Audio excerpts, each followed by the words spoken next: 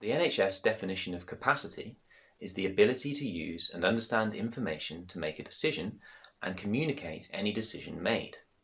This is very similar to competence, which is the patient's ability to understand information provided and make a rational decision based on this by themselves. The only difference is that competence is used more in a legal setting, while capacity is used in a medical setting when making a decision about treatment. In order for a patient to have capacity, they must be able to understand the information provided, retain the information for a reasonable period of time, weigh up different information in order to make a decision, relay and express their decision to another person. Only when these four requirements are met does a patient have capacity to make their own decisions. Most people are assumed to have capacity, including those with learning disabilities and dementia, etc., until proven otherwise. For patients with these conditions, all attempts should be made to ensure that they understand all information relayed to them. For example, using simple language and writing information down for the patient to help their memory. In cases where decisions are made by a person who has capacity and then capacity is lost, the patient's original wishes are carried out. If a patient does not have capacity, then they can appoint someone to make informed decisions for them through lasting power of attorney, else the doctor must do whatever is in the patient's best interests.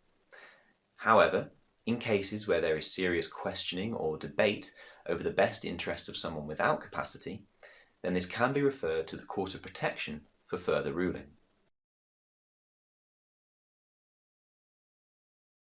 How is a person's capacity to make judgments assessed? What are the four requirements for a patient to have capacity? Do patients with dementia have capacity? Can a patient have capacity to carry out one action and then lack capacity for another decision on the same day? Can you recall a medical case where the issue of capacity has come to light?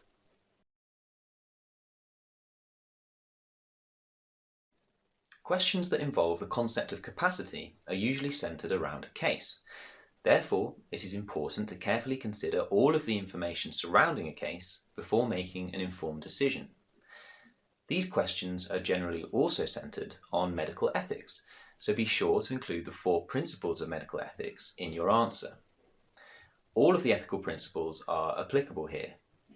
Autonomy when considering a patient's wishes, beneficence and non-maleficence in a doctor's decision, and justice in ensuring that all patients receive access to the same treatments. As with all questions surrounding medical ethics, the best way to structure your answer is by using the four principles to lay out the main points of your argument and then expanding on each of these throughout the answer. This ensures that you cover all aspects and make an informed decision. When looking at the issue of capacity in a specific case, it is important that you use your common sense and adapt readily to the situation given to you, as every case can be different and looked at in a different way.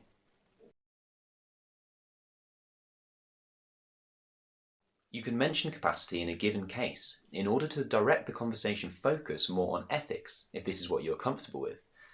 This technique can be extremely effective and, when utilized correctly, can manipulate the interview so that it plays to your strengths.